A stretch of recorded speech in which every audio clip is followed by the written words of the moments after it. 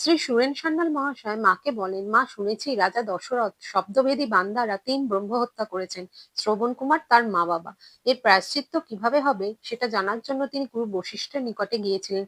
গুরু বশিষ্ঠ সেই সময় নিজের কুটিরে ছিলেন না, তাই তার পুত্র রাজা দশরথের কথা শুনে তাকে ৩ বার রাম নাম জপ করার কথা বলেন।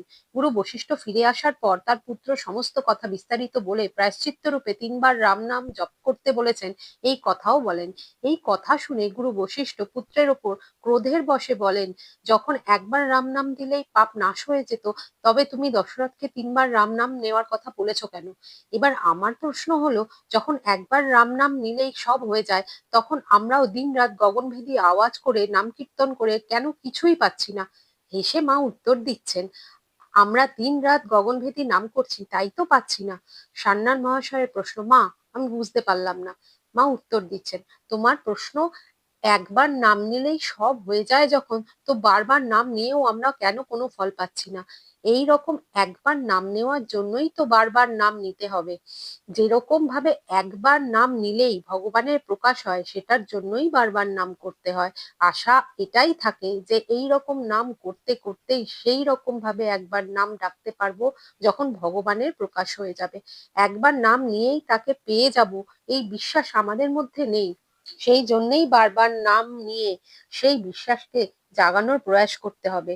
বারবার নাম নেওয়াও বৃথা নয়, কারণ এটা জেনে নাও, যতবার আমরা ভগবানের নাম নিয়ে তাকে পাওয়ার চেষ্টা করছি, ততবার আমরা ধীরে ধীরে তার দিকে অগ্রসর হচ্ছি।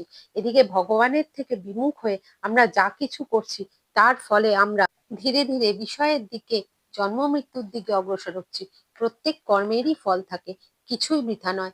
এখানে তুমি পাপ ক্ষয়ের কথা বলেছিলে, দশরথের আধার হয়তো এমন ছিল যে তার জন্য একবার নাম নেওয়াই সার্থক ছিল। সেই রকম স্থিতিতে তাকে ৩ বার রাম নাম নিতে বলা উচিত ছিল না।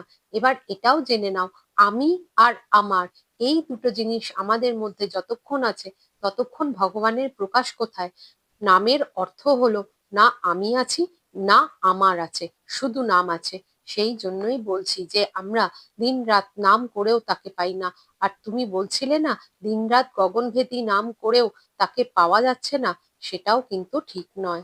আমি এত চিৎকার করেও তাকে পাচ্ছি না, এতে যে গম্ভীর নিরাশা হয়, তার থেকেই গভীর অভাব বোধ জেগে ওঠে। আর অভাব বোধ যখন তীব্র হয়ে ওঠে, তখন ভগবানের প্রকাশ হয়। তো যে কোনো প্রকারেই নাম জপ করা ব্যর্থ হয় না। কুমারবাবু মাকে প্রশ্ন করেন, আমি একটা কথা বলতে চাই, বিশ্বাসের সাথে ভগবানের নাম নিলে তার প্রকাশ হয়, বিশ্বাসের সেই মাত্রা কতটা সেটা আমরা জানি না।